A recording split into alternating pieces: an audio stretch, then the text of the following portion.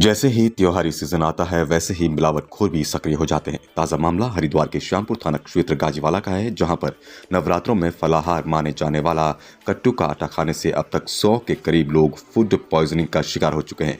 फिलहाल सभी लोग हरिद्वार के विभिन्न हॉस्पिटल में एडमिट हैं।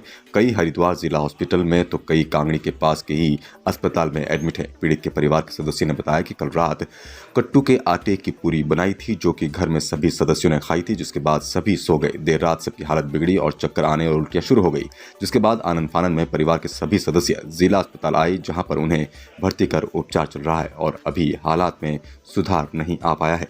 जिलाधिकारी हरिद्वार विनय शंकर पांडे ने देर रात कट्टू के आटे के खाने से हुए फूड पॉइजनिंग के पेशेंट से हालचाल जानने जिलाधिकारी जिला हॉस्पिटल हरिद्वार पहुंचे, जहां उन्होंने सभी पेशेंट से बात की और सीएमओ को स्टैंड बाई पर हॉस्पिटल रखने के लिए कहा। उन्होंने बताया कि हमने जिला हॉस्पिटल और जिला मेला हॉस्पिटल में भी पेट में उसको रेफर करना शुरू कर दिया है। कोई भी पेशेंट अब तक क्रिटिकल नहीं है और अभी तक जिले में कट्टू के आटे के होलसेल सप्लायर सभी को आटा बेचने पर प्रतिबंध किया गया है और मेरे द्वारा अभी सिटी मजिस्ट्रेट को आदेश दिया गया कि लेटर बनाकर जारी कर दिया जाए कि कोई भी कट्टू का आटा ना बेचे।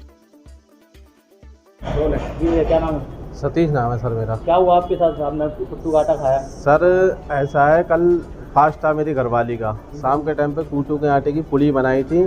पुड़ी खा के वो सो गए थे आराम से, हम सभी लोग सो गए थे। उसके बाद जब 2 बजे उनकी आँख हुई तो एकदम चक्कर जैसा फील हुआ, उल्टी आने लगी। उसके बाद हॉस्पिटल में एडमिट करा हमने। उसमें मेरी सिस्टर भी है और भतीजी भी है, भांजी भी है, 4-5 लोग हैं पूरे घर के हमारे, सब एडमिट है हॉस्पिटल में।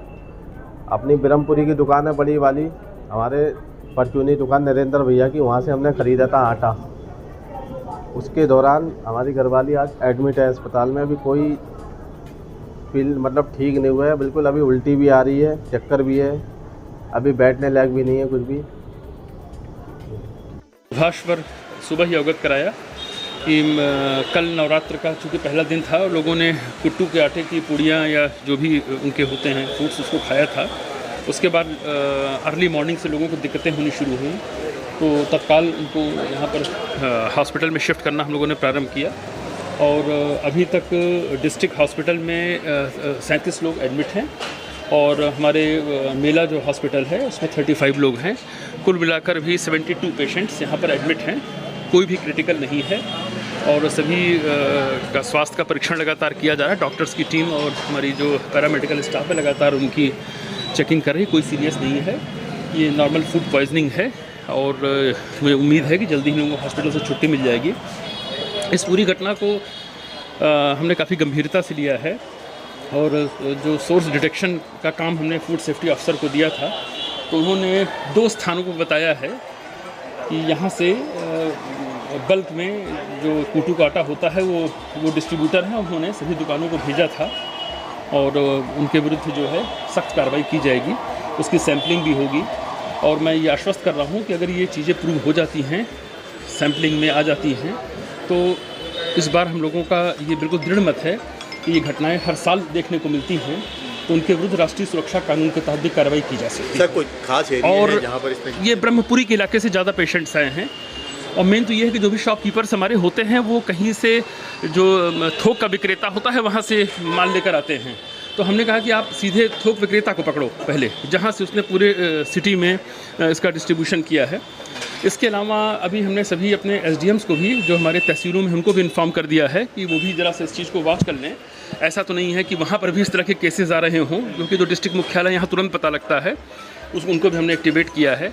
साथ ही साथ ये अब हम आज मंडे को मैं इसका रिटर्न में ऑर्डर कर रहा हूँ कि ये चूँकि हर वर्ष की स्थिति हो गई है कि अब जब भी नवरात्र या इस तरह के कोई धार्मिक पर्व होते हैं जिसमें कट्टू के आटे का या और भी चीज़ों का इस्तेमाल होता है, तो विक्रय के पहले ही फूड सेफ्टी डिपार्टमेंट उनकी सैम्पलिंग कर ले, पहले ही चेक कर ले कि क्या वो सामान उनका खाने योग्य है कि नहीं है, बजाय इसके कि हम बाद में जाकर सैम्पलिंग करते हैं। तो इसकी भी व्यवस्था हम करेंगे ताकि भविष्य में ऐसी घटनाओं की पुनरावृत्ति ना हो। क्या रोशनाबाद में भी इस तरह की घटना हुई है? कुछ पता है? मेट्रो में भी कुछ लोग नहीं, मेट्रो को हम लोगों ने स्टैंड बाई में रखा है, अभी हमको इसकी जानकारी नहीं मिली है।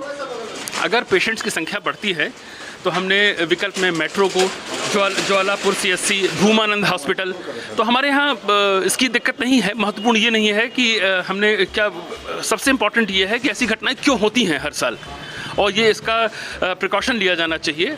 अब ये भविष्य में व्यवस्था होगी कि इस कोई भी सामग्री के वितरण के पहले जो खासकर कूटू के आटे वगैरह हैं, इनकी प्री सैम्पलिंग होगी और जब वो अप्रूव्ड होंगे उसके बाद ही वो मार्केट में उसको उतार सकते हैं। क्योंकि अभी 7-8 दिन बाकी है, तो क्या इस दौरान क्या कूटू के आटे के फिलहाल उन 2 डिस्ट्रीब्यूटर्स के यहाँ मैंने निर्देश दे दिए हैं कि वहाँ से अब कोई भी सामान वितरित नहीं होगा और जिन जिन शॉप्स पर चला गया है उनको भी डायरेक्शन कर दिया गया है।